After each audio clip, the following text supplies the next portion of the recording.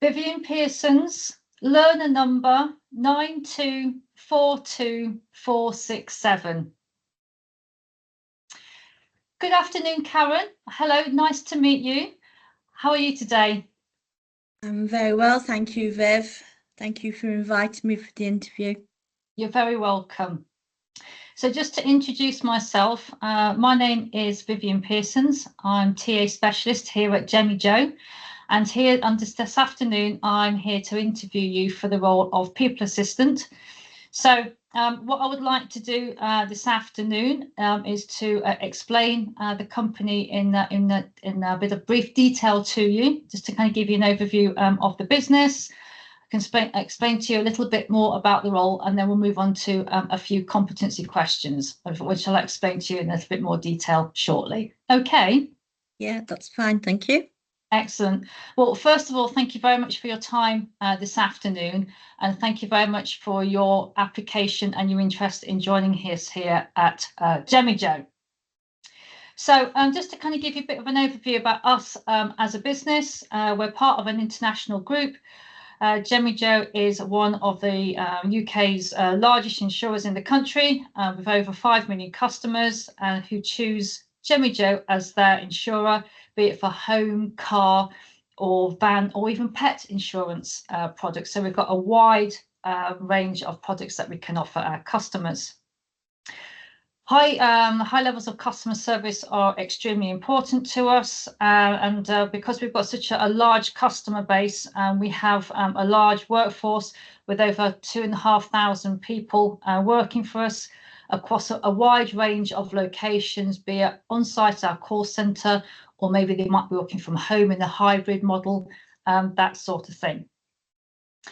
The roles within Jemmy Joe vary greatly. But the majority of our customers, our employees work in customer service roles, selling insurance policies, accounting queries, dealing with insurance claims, etc. We've got people who work not just during the day, but also working at weekends. And then we do have some of our team that work 24/7, well, not 24/7, but we do operate a 24/7 service, particularly for those who have emergency claims and that they need our assistance quite quickly.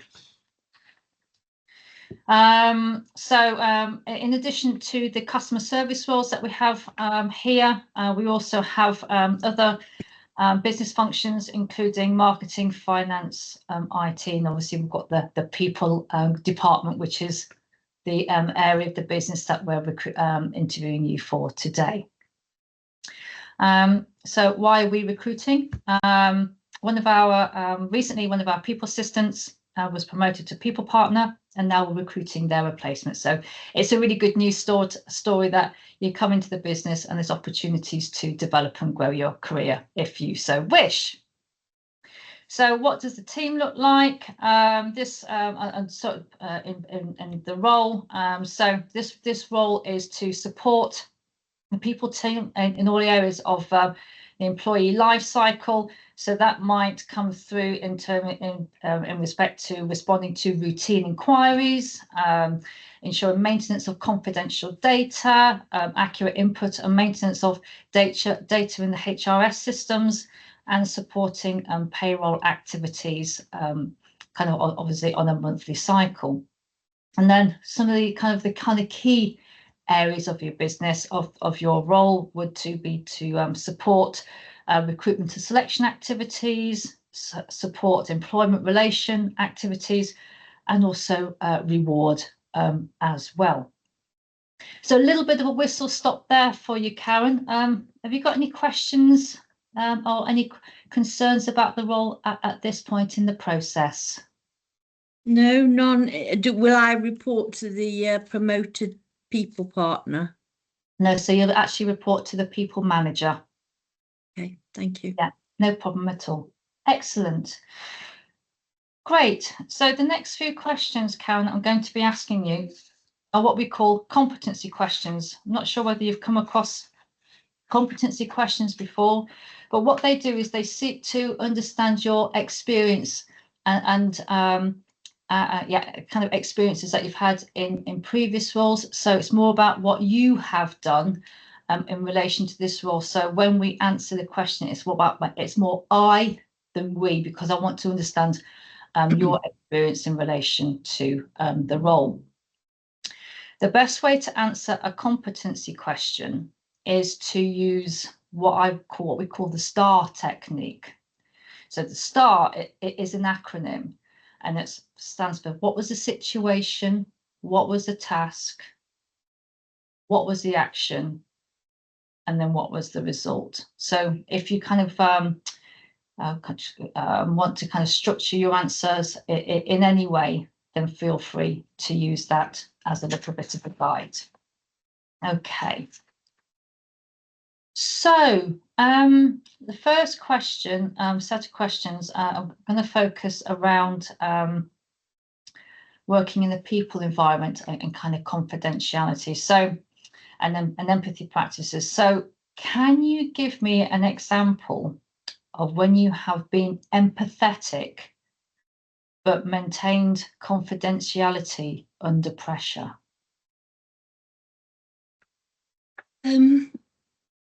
Well, working in the insurance policy department, I have to obviously be very confidential and empathetic every day to each customer,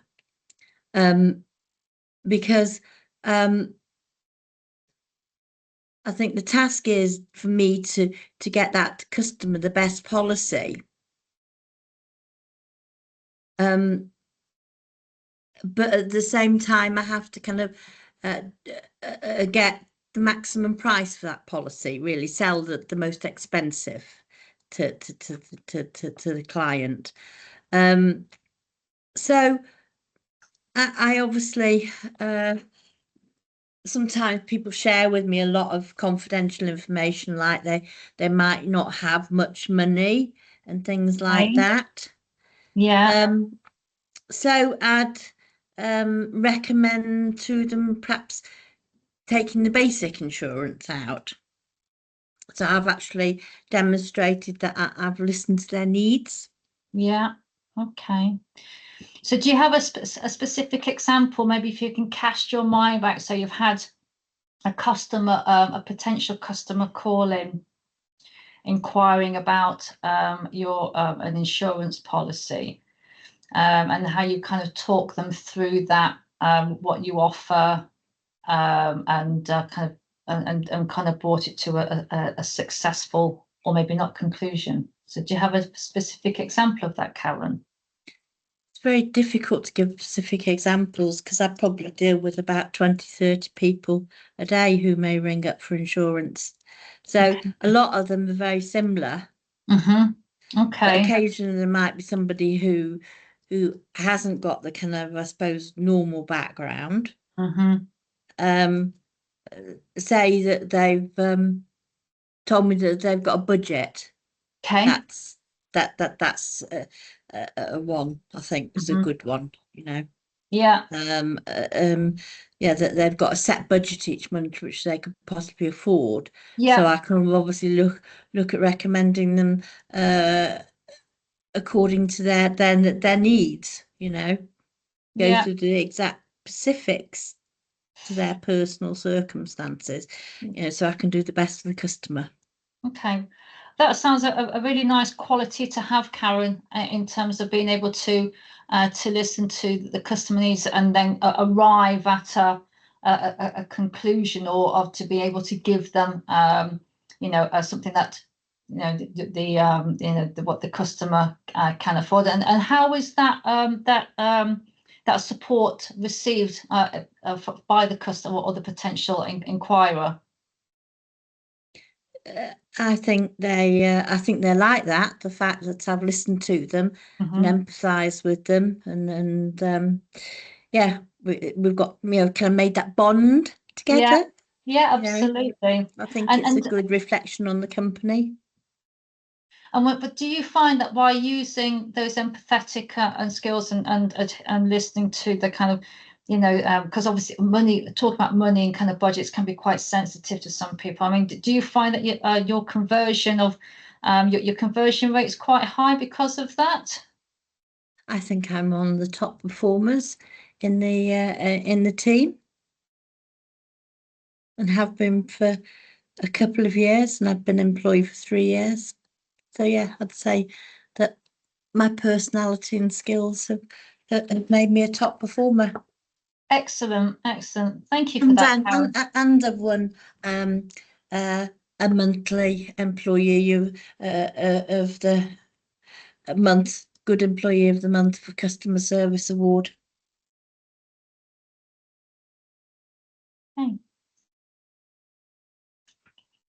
If I'm looking down whilst you're talking, Karen, I'm just literally writing what you're saying down, just so I can recall what you've said later, just so I'm able to make an informed decision rather than trying to rely on my memory. So I hope that's okay with you. Yeah, of course it is. Okay, thank you.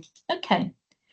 So let's move on to the next question then, if that's okay with you. Yeah. So administration is a key part of this role, particularly with a high attention to detail.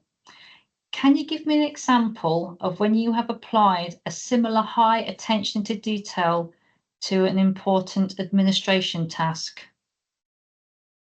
Each insurance quote is a very complex, important admin task. And if you input any incorrect information in it,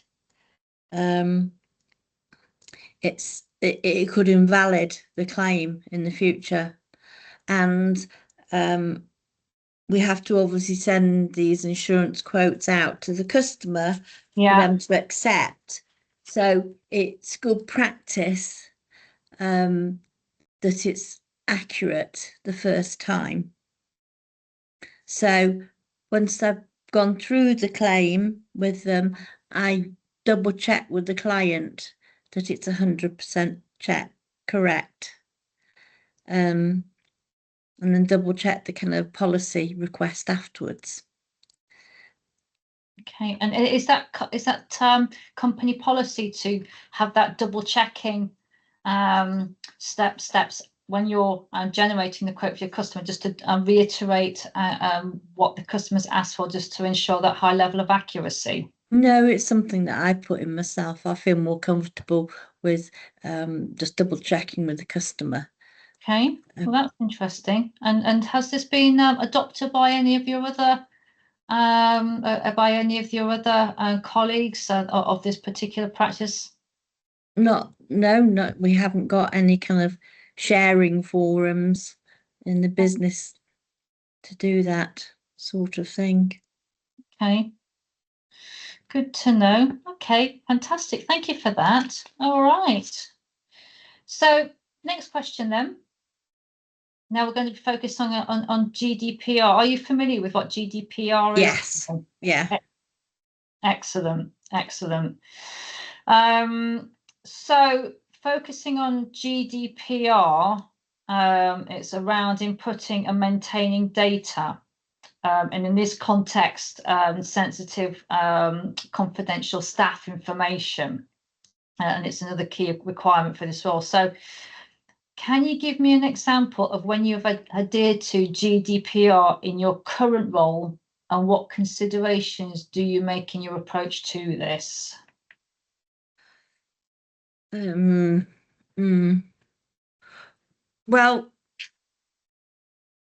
we have to ask lots of personal questions.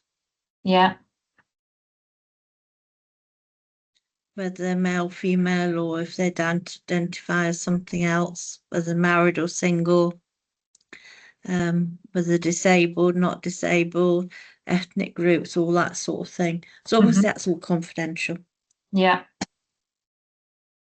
Okay. That's the only kind of extent that I've had to kind of deal with it. And obviously I don't share that information with anybody else. And I always tell the customer at the end that obviously everything that they've told me is confidential and that it's retained securely. Okay. That's excellent. Excellent. Have you ever been in a situation where you've had someone refuse to answer those questions? No. No. Okay. It's good that you have an open dialogue with your clients, and when is it part of practice that clients have to divulge that information to ensure that their insurance is validated? Yeah. Yeah. Sometimes they ask, you know, why do you need to know that I'm male or female? Will it affect the insurance policy? Does it matter if I'm male or female? I just tell them, obviously, we collect the data for internal statistics and marketing trends and things. Okay. Okay, good. So next question. So this is around payroll activities. So, and it's another area of administration that this particular role will cover, which often means reoccurring, working to a reoccurring tight deadline. Please, can you give either an example of working to a tight deadline within payroll, or if that isn't possible, an example of working to a tight deadline when working with financial or commercial information? Well, obviously, I haven't worked in payroll administration, but I can imagine in the people job that they got tight deadlines at the beginning of the month. If you get paid at the end of the month, need to do, you know, the admin tasks that are required by payroll by required date. I think a lot of it is insurance business, we're pushed to kind of close deals and close insurances by the end of the month so they can come in those monthly figures. So the deadline is always the end of the month. You know, if you send a client an insurance quote and they haven't come back to you by, say, the 25th of the month, and the 31st is closing, then yeah, I'll go back and approach them saying, you know, are you going to buy our insurance policy? Okay, no, that's yeah, I understand that. And so that's kind of from a targets perspective. Do you have to kind of input once you've closed your deals and closed and converted those inquiries into sales? Do you need to input that financial data into kind of the systems that you work within by a specific time at your current employer? Yeah, it's usually daily. Daily. Yeah. And do you need to input this data by the end of your shift as Yes. well? Okay. Yeah. Okay. How do you find that? You get used to working that way, don't you? It's quite simple. You know, you get it done before you go home. And how are you working under pressure, Karen? Yeah, I think yeah, I do it quite well, I think. Okay. Eat lots of chocolates to keep me going. Good. Okay, lovely. So let me just see here. Bear me a second. Here we go. So a key part of this role, as I mentioned in kind of the overview, is to support recruitment and selection activities. Your liaise with candidates, so that's people in your work. It's clients, managers. You'll also advertise vacancies, set up interviews and assessment centres. So can you tell me about a time when you've supported the hiring team, perhaps during a recruitment process, and what part did you play? What issues did you face, and how did you overcome them? To be quite honest, I've never actually done that. I've learned about it in my coursework. Yeah. Okay. But I haven't had the opportunity to do it in my current role. I understand that it's, you know, you have got a set procedure that you Yeah. need to follow, like you Mm. need to send out the invites, you need to hold the meetings, you know, you need to take correct notes and send the results and things like that to ensure that nothing untoward happens. Yes. Yeah. So those procedures must be followed. Excellent. I was going to ask you about your CIPD because I appreciate that.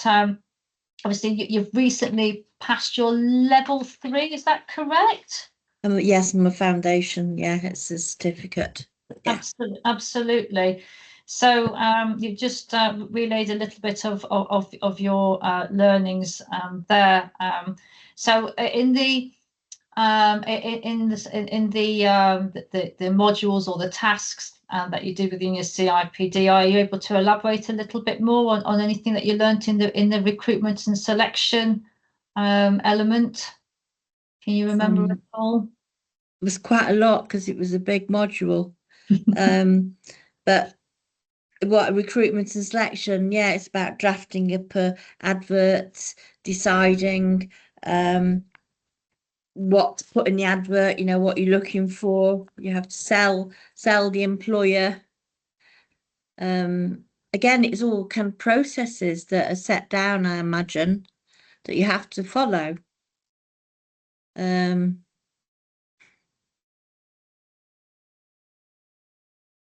Important as the interview as well, to make sure that there's probably a couple of people undertaking the interview. You know, you listen to them to see whether they've answered the questions right. You felt that they've assessed the fit and they go with the team. Yeah. Yeah.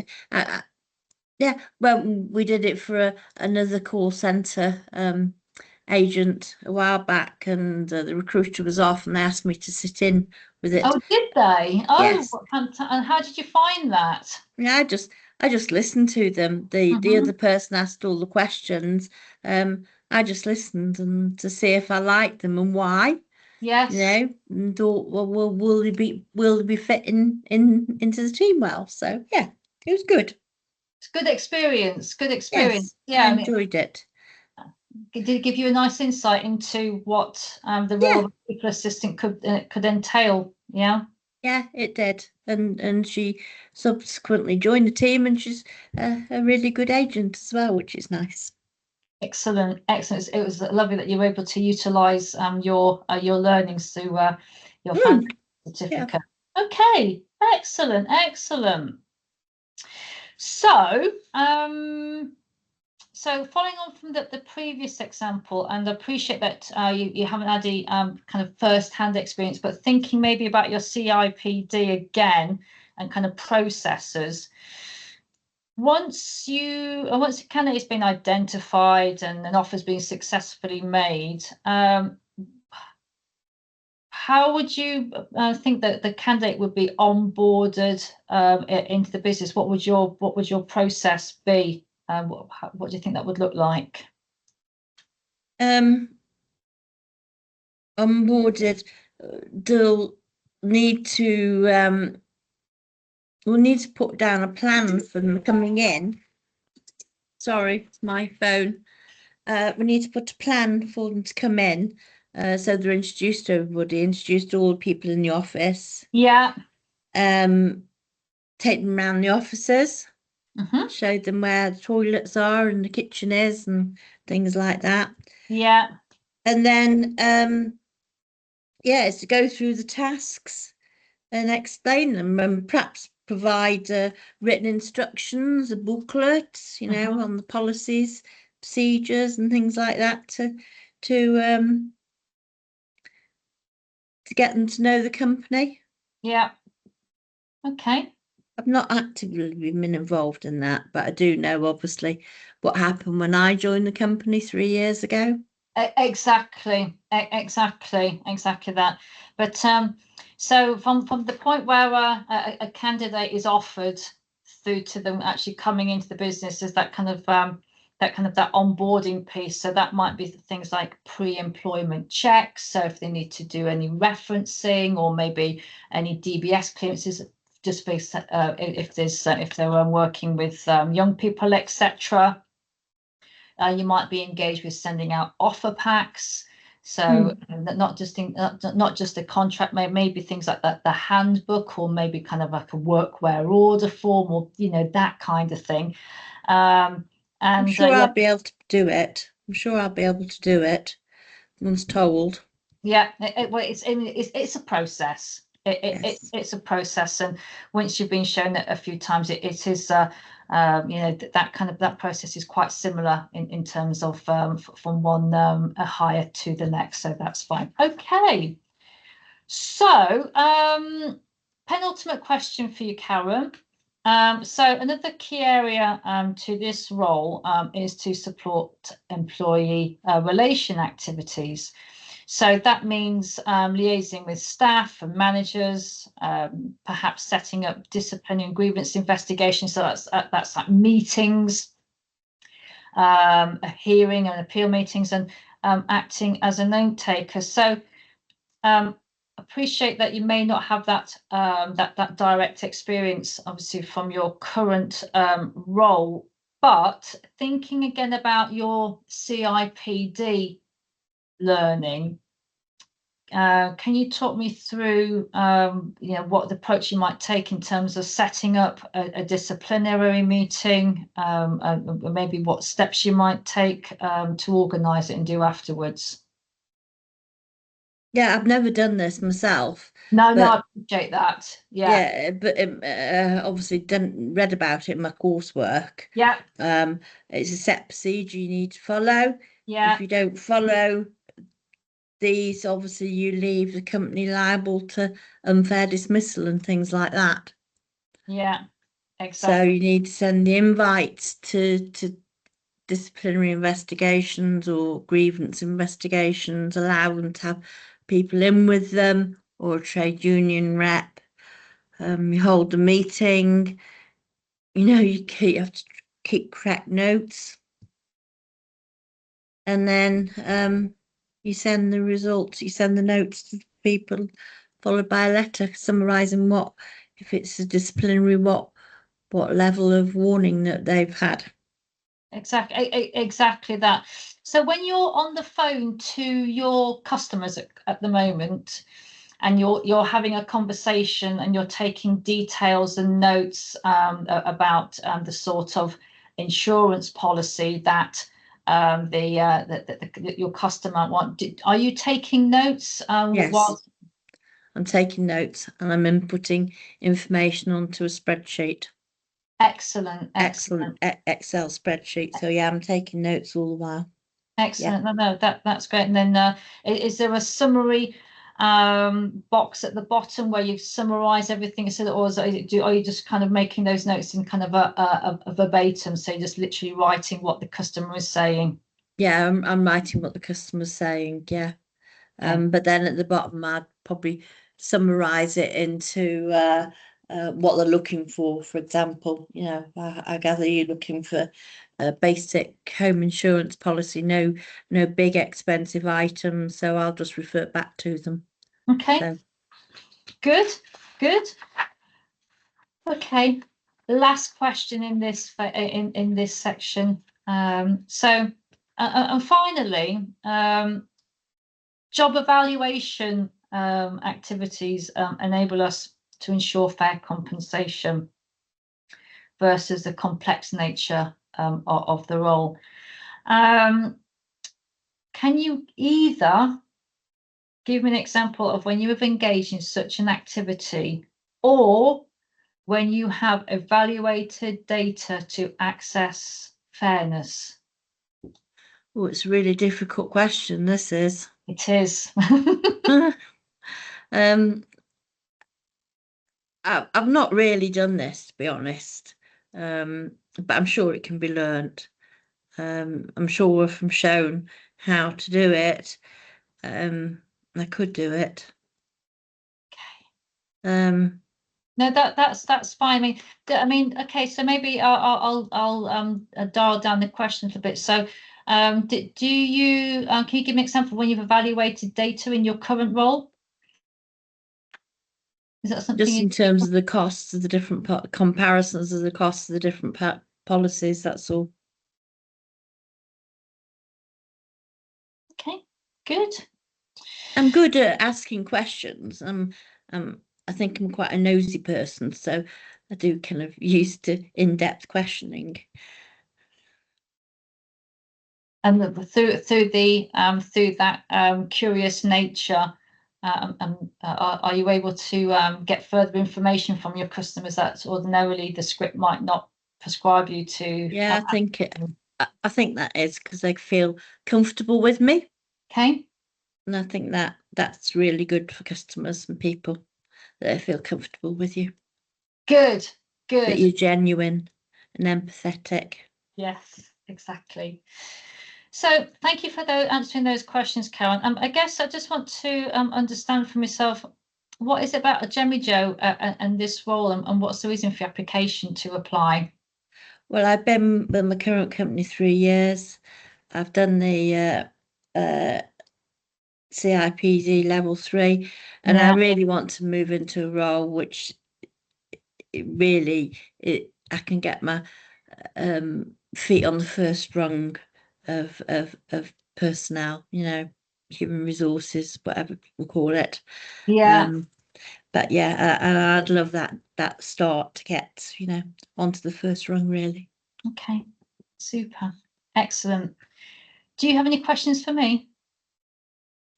No, I think you've covered everything. You're very comprehensive about the role. When will I know whether I've got through, been offered Yes, the job, or whatever? exactly. Great question, Karen. So thank you for that. So next steps for me then, I have a few more people in my interviewing this week. So once the interviews have concluded, I'll be consulting the people team around my findings today and over the next few days. And I would expect to come back to you early next week with the outcome, whether that's to meet you in person or to advise of whether you're being successful or not. So I will call you and I will let you know either way early next week. Okay. Yeah, that's great. Thank you very much. Well, thank you very much for your time this afternoon, Karen. It's been fantastic to speak with you, and yeah, enjoy the rest of your day, and I'll see you soon. Thank you. Thank you. Thank you. Bye bye.